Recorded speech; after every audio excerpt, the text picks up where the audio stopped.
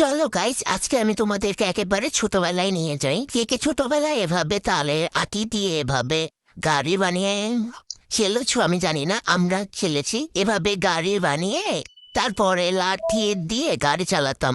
এখন আমার কাছে তো লাঠি নেই, তাই আমি চামচ দিয়ে তোমাদেরকে দেখাচ্ছি কিভাবে কি করতাম।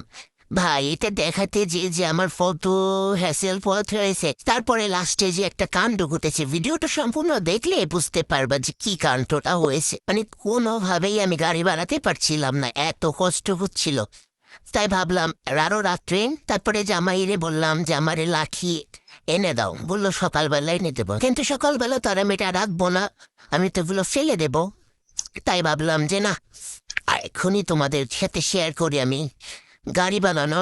কার কার শৈশবের কথা মনে পড়ে গেছে সেটা কিন্তু কমেন্ট করে জানাবে। দেখো তোমাদের জন্য কত কষ্ট করে গাড়িটা বানিয়েছি, তারপরে যদি ভিডিওটা ভিউ না হয় তাহলে কেমনটা লাগবে বলো? এই দেখো, তোমরা যেভাবে ভিডিও না দেখি লাইক কমেন্ট করো, এভাবে গাড়িটাও ভেঙে গেছে, রাগ করেছে। গাড়িও বলতেছে যে তোমাদেরকে দেখাবে না, তোমরা ভিডিওতে লাইক কমেন্ট করো না। তার জন্য লাইক কমেন্ট করো না কেন? হ্যাঁ, ভিডিও করতে, ভয়েস দিতে, এডিট করতে আমার বুঝতে কষ্ট হয় না? না যাও, তোমাদের সাথে আর কথাই বলবো না।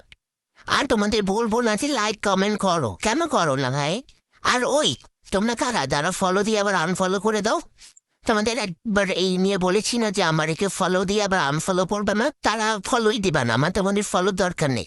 আমার যে মানে একেবারে অর্গানিক যে ফলোয়ারগুলো আছে, ওরাই আমার সব। তোমাদের এই ফলো দিয়ে আনফলো করার দরকার নেই। কেন করো? তোমাদের জন্য আমি ভিডিও বানাই না, অনেক রাগ হয় ভাই। তোমরা কেন এরকম করো? আজকে এই পর্যন্ত, আল্লাহ হাফিজ। ভালো লাগলে ফলো দিও, আর রাগ করবো না, ঠিক আছে?